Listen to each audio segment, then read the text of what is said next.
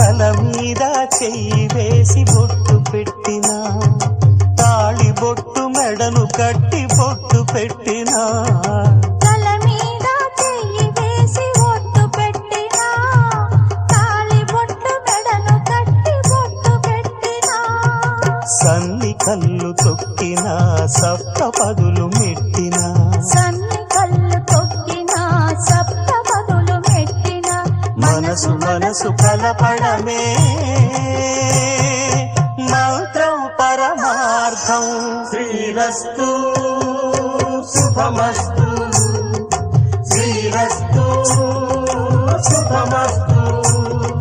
శ్రీకారం చుట్టుకుంది పెళ్లి పుస్తకం, ఇక ఆకారం దాచుతుంది కొత్త జీవితం.